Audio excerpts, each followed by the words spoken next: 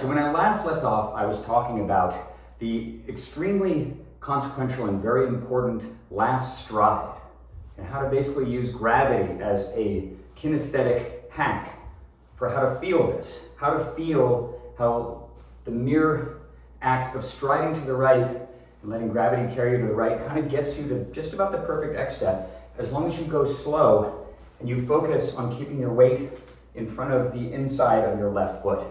How the stride is so organic and so simple, actually. And the beautiful part is that this exact intention, this utilization of gravity, works on the other complicated and difficult part of the stride, which is this thing you see done so effortlessly and easily by the pros. When you watch Paul take this little tiny step and he's perfectly linear. You watch Drew take this big, beautiful step and he's linear, or Gary. These guys that keep everything in a direct, straight line. It's the back foot. How to stay balanced on the left foot in the X step, which is so vital because it forms the platform for your brace. You can actually not only utilize gravity, but as you understand this more, you can actually push off that back foot. Once you're really balanced on it and you understand it, it's like doing a shuttle drill. You push off the back foot, and any extra energy you can add laterally from your legs or from gravity is going to go into this piston, into this mechanism, which comes on the ground and then travels up through your body as you stand up doing the method. So the thing is, the hard part is how to stay balanced on the left foot. I'm going to show you real quick the consequences of getting off balance on the left foot, which is kind of honestly automatic. If you begin to turn the left hip back, you start to get off balance very, very easily. When you get off balance and you have your foot here, your body weight moves this way. Your center of mass moves this way. It can move outside of your stance, where you have most of the mass of your body hanging out over your back foot. This position has most of my weight straight down on my right leg, very little on the left leg. And in order to throw properly, I'm going to have to get all the way forward. I'm going to have to move all of the mass forward, which can be done if you have enough momentum, but most people don't have enough momentum to survive that. If you're going super fast, you will kind of get your weight, it'll certainly get more over the back foot than you'd like. But in a slow, methodical X step, which is kind of what you're trying to achieve in almost all situations in the sport, you don't ever want to get your weight this way. Having to tug your body weight around, lug it around, just makes everything slower, less elastic, more difficult and cumbersome.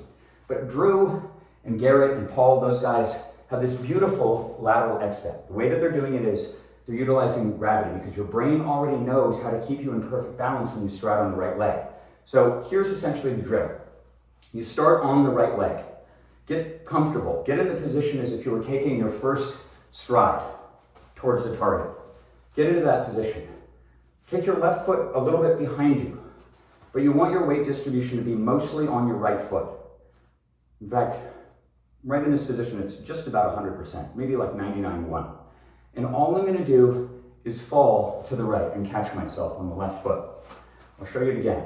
On the right foot, fall, catch myself. You notice my head moves a little bit, but if I really monitor it carefully, I can keep my head completely stationary, letting gravity orient me to when I need to fall onto my left foot. Your brain already knows, and it's not like this, right? That's going to fall backwards. If you take a big X step this is not sustainable. If you take a big X step with your foot backwards, while letting gravity pull you over, you will fall down. So of course, if you stride over like this, you're going to be fighting gravity, fighting momentum, working against your own body, which will slow down the whole mechanism tremendously. And you'll never ever get to the proper positions which allow you to feel the true secret sauce, the biomechanical leverage that makes the disc heavy. So to feel this again, on the right foot, tip to the right and catch yourself. Just practice it. And what you can do actually, you can kind of grapevine. Tip to the right, catch yourself. Tip to the right, catch yourself. Tip to the right, catch yourself. Focus on staying balanced the whole time and taking the smallest steps possible the whole time. I'll do it back this way. You can see how I'm just totally straight. Tip, tip. Just walk around like that. Feel that. That is your native X step. Whatever feels balanced and powerful, whatever gets you in that position where you can then use gravity to get that final stride, to plant and throw the disc, that's your native X step. Do not try to copy anyone else's. When Eagle does his, he's like crabbing along the ground, but he's still perfectly balanced because he's Eagle. But don't try to copy how Eagle does it. Don't try to copy how Paul or Joe or anyone else does it. Your body already knows where that X step should be to keep you in perfect balance because everybody's proportions and weight distributions are different. I'm going to show you a couple quick drives here utilizing the intention, hopefully, without breaking the mechanics. I'm really haul into these discs.